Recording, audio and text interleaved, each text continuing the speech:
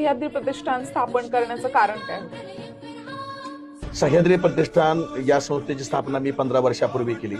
या महाराष्ट्रातल्या गडकोटाचं वैभव पुढच्या हजारो पिढ्यामध्ये त्या ठिकाणी गेलं पाहिजे हा विचार करून मी सह्याद्री प्रतिष्ठान या संस्थेची स्थापना केली. त्याचं ब्रीदवाक्य सुद्धा आहे, घेतला वसा दुर्ग संवर्धन चळवळीचा.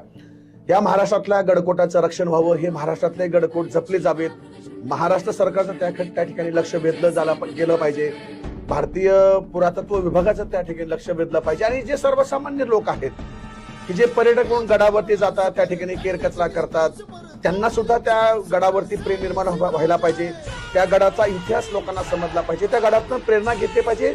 थोडक्यात सांगायचं म्हटलं तर हे खऱ्या अर्थानं स्वातंत्र्याचे प्रतीक आहे. ते स्वातंत्र्याचे प्रतीक आहेत, ते या पर्यटकांना समजलं पाहिजे. ह्या सगळ्या गोष्टीसाठी मी सह्याद्री प्रतिष्ठान या संस्थेची स्थापना केली.